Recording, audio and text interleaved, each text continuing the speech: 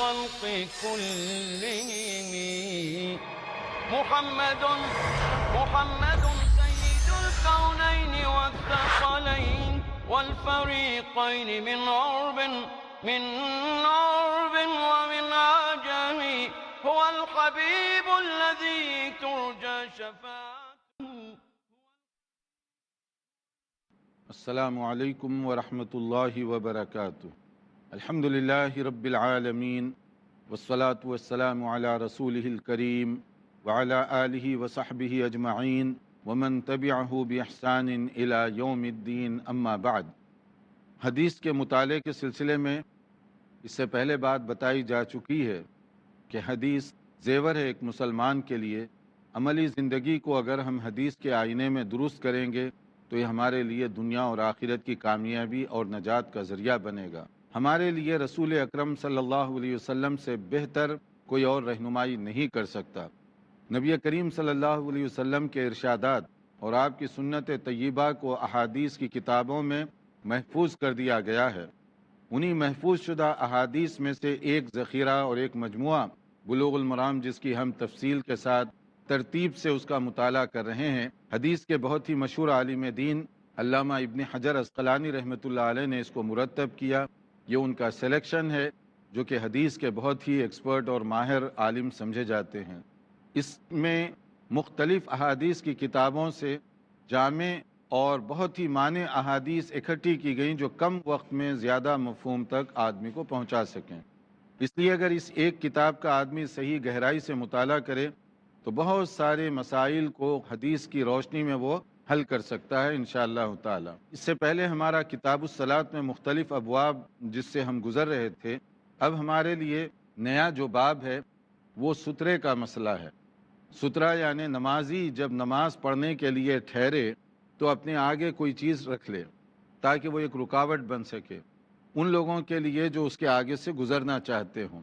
اگر سترے کے آگے سے کوئی گزر جائے تو پھر نہ نمازی کو گناہ ہوگا نہ گزرنے والے کو گناہ ہوگا، کیونکہ آپ نے نماز پڑھنے سے پہلے اپنے سامنے کوئی رکاوٹ، کوئی پردہ، کوئی بھی چیز رکھ لی ہے. اور اگر وہ نہ رکھے آپ کے لیے بھی گناہ، اور اگر کوئی آدمی وہ مسافت سے کم یعنی آپ کے بالکل لگ کر وہ گزر رہا ہے تو وہ بھی گناہ گار ہوگا، آپ اس کے لیے سبب بن رہے ہیں.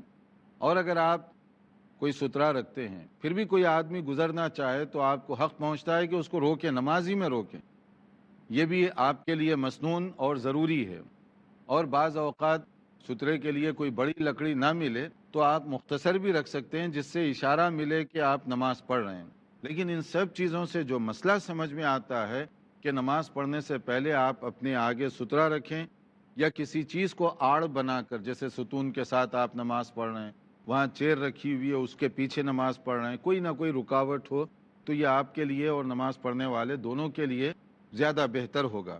ورنہ آپ دیکھیے حدیث میں جو اس کا تصور پیش کیا گیا وہ کتنا سیریس ہے. رسول اکرم صلی اللہ علیہ وسلم نے ارشاد فرمایا، لو یعلم المار بین یدی المصلی ماذا علیہ من الاثم لکان ان یقف 40 خیر له من ان یمر بین یدیہ. کہ اگر اس بات کا صحیح اندازہ ہو جائے کہ میں اس کے سامنے سے گزروں گا جو گزرنے والا ہے تو وہ 40 سال ٹھہرنا گوارا کرے گا مگر آگے بڑھنا گوارا نہیں کرے گا. کیوں نہیں گزرے گا؟ اس لیے کہ بہت زیادہ گناہ ہے. بھلے 40 سال مجھے رکنا پڑ جائے انتظار میں، حالانکہ یہ ایک بتانے کا انداز ہے، ورنہ 40 سال تک کون نماز پڑھتا ہے؟ زیادہ سے زیادہ نماز ہوتی ہے 5 منٹ 7 منٹ یا 10 منٹ، اس کے بعد تو وہ سلام پھیر دے گا. یعنی 40 سال تک رکنا گوارا کرے گا مگر اتنا زیادہ گناہ لینا گوارا نہیں کرے گا. اس کا مطلب بہت زیادہ یہ گناہ کی چیز ہے. اگر کوئی آدمی فوری طور پر گزر جائے تو وہ بھی اپنے لیے نقصان کر رہا ہے، دوسروں کے لیے بھی نقصان پہنچا رہا ہے. تو نبی کریم صلی اللہ علیہ وسلم سے پوچھا گیا کہ وہ رکاوٹ جو رکھے کتنی بڑی لکڑی ہو، میز ہو، ٹیبل ہو، کیا ہو؟ تو آپ نے فرمایا مثل مؤخرۃ الرحل، یعنی کجاوا جو اونٹ وغیرہ وہ لوگ جب سواری کے لیے استعمال کرتے تو اس پہ بیٹھنے کے لیے ایک رکاوٹ رکھتے تھے، یعنی ٹیک بھی لگا لیتے اس سے اور وہ ایک رکاوٹ بھی بن جاتی. تو وہ بہت ہی مختصر، جیسے ایک ہاتھ کی جو جس کو ہم آدھا گز کہیں گے اس طرح کے لگ بھگ. اگر اتنی کوئی چیز ہو تو یہ بھی ٹھیک ہے. یا آج کل کی اصطلاح میں آپ اگر بیگ پکڑتے ہیں ہاتھ میں، بیگ سامنے رکھ دیں وہ آپ کے لیے جو ہے ایزی سترا بن جائے گا. اور اگر مسجد میں جاتے ہیں ستون کے پیچھے کہیں پر سنت اور نفل فرض میں نہیں ہے، بات فرض کا آگے آ رہا ہے کہ امام اگر ہو تو امام کے آگے جو سترا ہوگا اس کے پیچھے جتنے نمازی ہیں سب کو وہی کور کرے گا. مطلب یہ ہے کہ اگر امام کے آگے سمجھیے کہ اس نے سترا رکھا ہوا ہے، جماعت کھڑی ہو گئی، اب پیچھے 1000 آدمی نماز پڑھ رہے ہیں تو الگ الگ سترا نہیں رکھیں گے، وہ امام کا اکیلے کا سترا وہ 1000 آدمیوں کو کور کرے گا. ان کے سامنے سے کوئی اگر گزرے گا بھی تو نہ گزرنے والے کو گناہ نہ نمازیوں کو گناہ، کیونکہ وہ سترا ان کو کور کر رہا ہے. جب آپ اکیلی اپنی نماز پڑھ رہے ہیں، نفل پڑھ رہے ہیں، سنت پڑھ رہے ہیں، تو اس وقت اکیلے سترے کا اہتمام کرنا چاہیے. وہ ملا ہوا سترا سب کے لیے کافی نہیں ہو سکتا. اور اسی طرح سے آپ دیکھیں گے کہ اگر سترا رکھا ہوا ہے پھر کوئی آگے سے گزرنا چاہتا ہے تو آگے سے گزرنے والے کو آپ کیا کریں، اس کے لیے کہا گیا کہ اس کو روکیے آپ. جسے کہا گیا اذا صلی احدکم الی شیء یسترہ من الناس فاراد احد ان یجتاز بین یدیہ فلیدفعہ، کہ اگر کوئی آدمی سترے کو اوور رول کرنا چاہ رہا ہے، مثلا آپ سترے کے پیچھے نماز پڑھ رہے ہیں آرام سے، ایک صاحب جلدی میں گزر رہے ہیں، تو آپ کا کام کیا ہے، جانے کے لیے مت چھوڑو اس کو، آپ اس کو روک دو. اور اگر وہ پھر بھی نہیں گزرتا فَإِنْ أَبَىٰ فَلْيُقَاتِلْهُ، اگر وہ انکار کرے تو زور سے ڈھکیل دو اس کو. کیوں؟ فَإِنَّمَا هُوَ شَيْطَان، یہ حدیث کے الفاظ ہیں کہ وہ شیطان ہے، کہ آپ اس کو توجہ بھی دلا رہے ہیں، اشارہ بھی کر رہے ہیں، پھر بھی وہ گزر رہا ہے. یہ بخاری اور مسلم کی حدیث ہے. تو اس کا طریقہ یہ بتایا گیا کہ آپ نماز پڑھ رہے ہیں، اچانک کوئی آ گیا تو ہاتھ سے اشارہ ہے تھوڑا سا، تو اس کو سمجھ میں آ جائے گا، عقل مند آدمی ہے، لیکن پھر بھی آپ کے ہاتھ کو یہ کرے گا تو آپ بھی ڈھکیل دیجئے اس کو، تاکہ اس کو بھی محسوس ہو کہ یہ مسئلہ کوئی سیریس مسئلہ ہے. کوئی چیز سترے کے آگے سے اگر گزر بھی جائے تو اس کا آپ کو جو ہے کوئی نقصان نہیں پہنچے گا، آپ کی نماز بڑی آرام کے ساتھ ہو سکتی ہے. یہ ہے سترے کے بارے میں چند ضروری باتیں جس سے آپ اندازہ کر سکتے ہیں کہ سترے کی بڑی اہمیت ہے، بہت ہی امپورٹنس کے ساتھ اس کو بیان کیا گیا. عام طور پر لوگ جو ہے سترے کی پابندی نہیں کرتے، وہ نماز پڑھتے پڑھتے کبھی آپ نے دیکھا ہوگا ایسی جگہ ٹھہرتے ہیں جو گیٹ ہوتا ہے مسجد کا اس کو بلاک کر دیتے ہیں. اب سارے نمازی پڑھ بھی سنت رہے ہیں، نفل رہے ہیں، اب سارے نمازی ٹھہرے ہوئے ہیں، کوئی آگے جا رہا ہے، کوئی پیچھے جا رہا ہے، کوئی اس کو جمپ کرنا چاہتا ہے، کوئی سجدے کے انتظار میں ہے کہ سجدے میں جائیں تو سارے اس کے اوپر سے چلے جائیں. تو آپ کیوں ایسی پرابلم پیدا کر رہے ہیں لوگوں کے لیے؟ کیونکہ فرض نماز ہونے کے بعد آدمی کو اگر وہیں پر سنت یا نفل پڑھنی ہے تو وہ ذرا لوگوں کا خیال رکھے، جب لوگ نکل جائیں اس وقت پڑھے یا ایسی جگہ پڑھے جس سے دوسروں کو ڈسٹرب نہ ہو. اب آپ اپنی نفل کے لیے سب کو ٹھہرا کر دیے، اس لیے کیا ہوتا ہے جمعہ کے دن جو ہے یہ دونوں طرف سے کشمکش چلتی ہے. بعض نفل پڑھنے والے سمجھتے ہیں اندر پڑھوں گا تو پھنس جاؤں گا، تو وہ آ کر جلدی سے گیٹ کے پاس نفل شروع کرتے ہیں. اور بعض لوگ یہ سمجھتے ہیں جلدی نہیں نکلیں گے تو کوئی نفل شروع کر دے گا، اب وہ جلدی کرتے ہیں کہ کسی طرح سے بھاگیں. دونوں میں رساکشی، نماز میں ہی رساکشی ہو رہی ہے. تو اب نماز کیسے پڑھیں گے؟ دونوں کے لیے پرابلم ہے. تو اچھا اور سمپل مسئلہ ہے کہ نماز ختم ہو گئی الحمدللہ، گھر میں جا کے سنت پڑھ لیجئے، نفل پڑھیے. نہیں وہیں پر پڑھنا چاہتے ہیں ذرا انتظار کیجئے، لوگوں کو نکلنے دیجئے. کیا معلوم کسی کو کام ہے، بیماری ہے، کوئی اور پرابلم ہے، جلدی جانا چاہتا ہے، آپ بلاک کیوں کر رہے ہیں دوسروں کو؟ اور اگر پڑھنا چاہتے ہیں پھر سترے کا انتظام کر لیجئے تاکہ آگے سے کوئی گزرے تو اس کو کوئی نقصان بھی نہ ہو. تو سترے کا مسئلہ تو کلیئر ہو گیا. اس میں اگر کوئی آپ کی طرف سے کوئی بات ہے سترے کی، قبل اس کے کہ ہم دوسرا چیپٹر شروع کریں کہ نماز میں خشوع کیسے پیدا کیا جاتا ہے، وہ آگے کا آ رہا ہے، اس سے پہلے اگر کوئی بات ہو تو آپ پوچھ لیجئے. جی آپ پوچھنا چاہتے شیخ، جیسا آپ نے ابھی سترے کے بارے میں بتایا، تو اگر ہم فرض کیجیے کسی جنگل میں ہیں تو وہاں پہ پتھر ہوتے ہیں چھوٹے بڑے، سامان میرے ساتھ میں اگر کچھ نہیں ہے تو کیا میں پتھر کو اپنی آڑ بنا سکتا ہوں؟ اگر تو کوئی ایسی جگہ ہے جہاں پر پتھر ہیں یا کوئی رکاوٹ کے لیے تو وہ رکھ لیں. یہ صرف اس صورت میں بتایا جا رہا ہے جب کوئی چیز موجود نہ ہو، نماز کا وقت ہو رہا ہے، تو آپ کم سے کم اس بات کا خیال رکھیں، بس اتنا ہے اس میں. اگر کوئی چیز بھی ہے، پتھر ہے یا کوئی بھی چیز، اس کو آپ سامنے رکھ لیتے ہیں تو وہ مسئلہ ہی ختم ہو گیا پھر. جی آپ کچھ پوچھنا چاہتے شیخ، مسجدوں میں بعض لوگ مسجد کی دیوار سے 4 یا 5 صف دور کھڑے رہتے ہیں اور کہتے ہیں کہ سترے کی حد 4 صفوں تک ہوتی ہے، تو ہم اگر 4 یا 5 صف دور بھی کھڑے رہیں گے تو وہ جو قبلے کی دیوار ہے وہ ہمارا سترا بن جائے گی. اور جہاں پر چھوٹی مسجدیں ہوتی ہیں وہ 4 یا 5 صف کی ہوتی ہیں تو وہ ایک دم آخری میں کھڑے ہو جاتے ہیں، جس سے آنے جانے والوں کو دقت ہوتی ہے. تو اس کی ذرا وضاحت کر دیں کہ اس کی حد کتنی ہوتی ہے. دیکھیے سترہ اصل میں جو ہوتا ہے وہ رکاوٹ کے لیے، اس کے لیے کوشش کرنی چاہیے کہ سجدہ گاہ جو ہے آپ کی بالکل اس کے قریب ہو، یعنی سترہ ایسی جگہ پہ رکھیں جہاں آپ کا سجدہ ہوتا ہو، اس کے قریب ہوگا. ورنہ آپ 4 صف آگے کریں گے اور کہیں گے قبلے کی دیوار ہے، تو ویسے کوئی باہر کے گیٹ کے پاس ٹھہر کر بھی کہہ سکتا ہے مسجد ہی کور کر رہی ہے مجھے. تو یہ سترے کا بے معنی ہو جاتا ہے کہ 4 صفوں کو چھوڑ کر سترے کے قریب ہونا چاہیے، سجدے کی جگہ سے قریب ہو. اور اگر کوئی آدمی کوئی چیز بھی آپ نے نہیں رکھی اور وہ آدمی آپ کی سجدے کی جو جگہ ہے اس سے کچھ جگہ کو چھوڑ کر آگے سے گزر جائے گا تو اس کا قصور نہیں ہوگا، پھر وہ گزر سکتا ہے. حالانکہ آپ نے کوئی چیز نہیں رکھی، مگر یہ ہے کہ وہ وہاں سے اگر گزرنا چاہے تو اتنی جگہ سجدے کی جو جگہ ہے اس کو ذرا سا آگے کر کے گزر بھی سکتا ہے، وہ اس کی بھی گنجائش اس کے لیے رکھی گئی. یہاں پر ہم ایک مختصر سا وقفہ لیں گے، وقفے کے بعد دوبارہ ہم انشاءاللہ حاضر ہوں گے تاکہ نماز میں جو خشوع اور خضوع ہے اس کو پیدا کرنے کے طریقوں پر غور کیا جائے حدیث کی روشنی میں. دیکھتے رہیے پروگرام، حاضر ہوں گے انشاءاللہ وقفے کے بعد. محمد سید الکونین والثقلین. ناظرین، وقفے کے بعد دوبارہ آپ کی خدمت میں حاضر ہیں. وقفے سے پہلے ہم بتا رہے تھے کہ سترے کی بہت زیادہ اہمیت ہے، یہ بہت ہی مسنون ہے. اس کے لیے اس کا خاص طور پر نماز پڑھنے والے ساتھیوں کو اہتمام کرنا چاہیے تاکہ کوئی آگے سے گزرنا چاہے تو اس کے لیے کوئی رکاوٹ اور پریشانی نہ ہو. سترے کے بغیر نماز ادا کرنا اپنے آپ کو گناہ گار کرنا ہے، اور اگر کوئی آدمی اس کے آگے سے گزرے وہ بھی گناہ گار ہو رہا ہے. تو اس لیے اہتمام کیجئے، سترہ سامنے رکھیں تاکہ جو ہے نہ آپ گناہ گار ہوں اور نہ ہی پیچھے سے گزرنے والے گناہ گار ہوں. اگر آپ دیوار کے ساتھ یا کوئی چیز کے ساتھ پڑھ رہے ہوں نماز پھر تو الگ سے سترے کی ضرورت نہیں پڑے گی، لیکن اگر آپ کے سامنے کوئی چیز نہ ہو تو کوئی نہ کوئی آپ چیز رکھ لیں تاکہ سنت کے مطابق عمل ہو سکے. اس کے بعد جو باب ہے وہ ہے باب الحث علی الخشوع فی الصلاۃ. خشوع، نماز میں خشوع کہتے ہیں سنسیارٹی کو، توجہ کے ساتھ نماز پڑھنا، تقوی اور پرہیزگاری کے ساتھ. نماز کا جو امپیکٹ ہے، نماز کے جو اثرات ہیں وہ دل اور دماغ پر ہو سکیں. کیسے ہو سکتا ہے؟ یعنی نماز سے میکسیمم بینیفٹ، زیادہ سے زیادہ فائدہ اٹھانا کیسے اٹھایا جا سکتا ہے. ایک نماز ہے جس کو ہم کہتے ہیں بطور عبادت کے ہم پڑھتے ہیں، اور ایک نماز ہے جس کو ہم کہتے ہیں بطور عادت کے. دونوں میں فرق ہے، عبادت اور عادت. عبادت جو ہوتی ہے اس میں نیت ہے، اخلاص ہے، اس میں سنت کے مطابق ادائیگی ہے، اسی کو عبادت کہیں گے. عادت کیا ہے؟ روٹین، خانہ پوری کے طور پر آپ کوئی چیز کر رہے ہیں جس کے اندر نہ کوئی نیت ہے، نہ سنت ہے، نہ سنت کے طریقے پر کوئی غور و فکر ہے، تو ایک روٹین کی بن گئی. تو نماز جو ہے روٹین کی اگر پڑھیں گے تو اس کا وہ بینیفٹ نہیں مل سکتا جو ملنا چاہیے. نماز کا بینیفٹ کیا ہے؟ خشوع ملنا چاہیے، تقوی اور اللہ تعالیٰ کے ڈر میں، خشیت میں اضافہ ہو. تو وہ اضافہ کیسے ہوگا؟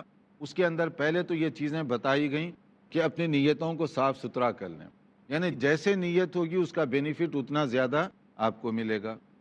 دوسری جو بات بتائی گئی کہ وہ چیزیں جو آپ کے خشوع میں رکاوٹ بن رہی ہیں اس کو پہلے دور کر لیں. مثال کے طور پہ بھوک لگی ہوئی ہے اور کھانا بھی تیار ہے، اب آپ کہتے ہیں جلدی جلدی نماز پڑھ لو، آرام سے کھانا کھائیں گے. عام طور پہ یہ کہتے ہیں، شریعت یہ کہتی ہے کہ نہیں، ایسا نہیں، ترتیب الٹی ہے. ترتیب کیا ہے کہ آپ جو ہے جلدی جلدی کھانا کھا لو، آرام سے نماز پڑھیں گے. ہمارا جو مسئلہ ہے نا کہ جلدی جلدی نماز پڑھو، آرام سے کھانا کھائیں گے، یہ نہیں ہے. شریعت کا یہ ہے کہ جلدی جلدی آپ کھانا کھاؤ، آرام سے نماز پڑھو، یعنی پہلے کھانا کھا لو پھر نماز بعد میں پڑھنا. اسی طرح سے اگر آپ کو واش روم جانے کی ضرورت ہے، ٹوائلٹ کی ضرورت ہے، تو پہلے آپ استعمال کریں، اس کے بعد فریش وضو کریں. یہ نہیں ہے کہ آپ جو ہے وضو کو بچانے کے لیے ویسے ہی نماز میں ٹھہر گئے، توجہ پوری ہے کہ جب سلام پھیریں گے میں بیت الخلاء جاؤں گا، قضائے حاجت کے لیے جاؤں گا. اب یہ جو ہے اس سے آپ فوکس کیسے کریں گے، توجہ کیسے دے سکتے ہیں؟ کنسنٹریٹ پورا آپ کا نہیں کر سکتے، خراب ہو جائے گا. یا اسی طرح ایسی جگہ نماز پڑھیں شور غل، جیسے اس سے پہلے کے چیپٹر میں آپ نے دیکھا بعض جگہوں پر بھی نماز پڑھنے سے منع کیا گیا تاکہ نماز میں آپ توجہ دے سکیں. کبھی ایسے ہوتا ہے کہ آپ کے سامنے بہت ڈیکوریٹڈ دیوار ہے، پردہ ہے، وہاں پر نماز پڑھ رہے ہیں تو نماز شروع ہوتے ہی شیطان وہ بیل بوٹوں پہ نظر ڈال دے گا آپ کی. اب وہ پھول پہ آپ کی نظر ہے کہ یہ کہاں سے بنا، کدھر جا رہی، اس کی لین، اس کی پتیاں، وہ پورا وہی دیکھتے رہیں گے، نماز ختم ہو جائے گی. یا بعض لوگوں کو آپ دیکھے ہوں گے نماز شروع ہوتے ہی شیطان بڑا ہوشیار ہے، وہ کہتا ہے پڑھ لو نماز، دیکھوں گا کتنا ثواب لیتے ہیں۔ جب آپ نماز پڑھنے کے لیے ٹھہرتے ہیں تو اب جو ہے بمبئی میں پلاٹ بک رہا ہے، یعنی نماز کی پہلی نیت میں پلاٹ بکا، اب وہ آپ گئے خریدنے کے لیے، اب اس کے بعد سے پلاٹ آپ کے نام پر آ گیا، اب اس کا کنسٹرکشن پلان بن رہا ہے، ابھی کمپلیٹ بلڈنگ نہیں ہوتی، نماز پوری ختم، سلام پھیر دیتے ہیں، ابھی جو ہے بلڈنگ ہی نہیں بنی۔ تو اب کیا ہوا، آپ کی پوری نماز میں تھوڑی دیر کے لیے بھی توجہ ادھر نہیں گئی نماز کی طرف، پورا دھیان وہی بلڈنگ بن رہی ہے، خیالی بلڈنگ، سلام پھیرتے ہی پھر شیطان دیکھیں غائب ہو جائے گا، پھر بلڈنگ کا خیال ہی نہیں آئے گا آپ کو، کہاں کا پلاٹ، کون سی دیوار، وہاں تو لوگ ٹھہرنے نہیں دیتے، میں کب خریدوں گا پلاٹ۔ تو یہ چیزیں کیا ہیں، نماز میں خشوع کے خلاف ہیں۔ اب ان کو اوائڈ کرنے کا نام نماز ہے، ان کو اگر اوائڈ کر کے آپ نماز پڑھیں گے تو اس کا میکسیمم آپ کو بینیفٹ ملے گا۔ اب دیکھیے کہ جیسے نبی صلی اللہ علیہ وسلم نے فرمایا اذا قدم العشاء فابدؤوا به قبل ان تصلوا المغرب، صحیح بخاری اور مسلم کے الفاظ ہیں کہ جب کھانے کا ٹائم ہو گیا، نماز کا بھی وقت ہو چکا ہے، تو آپ کیا کرو، پہلے کھانا کھا لو تاکہ آرام کے ساتھ نماز پڑھ سکیں، یہ نہ ہو کہ نماز کے اندر خلل اندازی ہوتی رہے۔ اور اسی طرح سے ایک اور حدیث میں آپ نے فرمایا کہ جب مغرب اور کھانے کا یعنی عشاء اور عشاء دونوں میں، رات کا ڈنر جو ہے اس میں اور نماز کے اندر ایک ہی ٹائم آیا تو پہلے آپ جو ہے کھانا کھا لو تاکہ بھوک ختم ہو جائے، پھر آرام کے ساتھ نماز پڑھنا، نماز کے اندر توجہ یہ بہت زیادہ ضروری ہے۔ کبھی ایسے ہوتا ہے کہ نماز پڑھتے وقت سامنے کوئی کنکر ہے، کوئی تنکے ہیں، تو اس کو کیا کرو، ہر نماز کے ساتھ اس کو جو ہے نا صاف کرتے رہو، اٹھاتے رہو، نہیں، اس میں مسئلہ یہ بتایا گیا ایک بار ہٹا دو بس ختم، پہلے کرو، نماز شروع کرنے سے پہلے چیک کر لو جگہ اچھی ہے نہیں ہے کیا ہے، جب نماز شروع کریں توجہ پوری، نماز میں آپ مصلی ٹھیک کر رہے ہیں، کبھی وہ ٹھیک کر رہے ہیں، کبھی یہ کر رہے ہیں، یہ چیزیں نماز کے آداب کے خلاف ہیں۔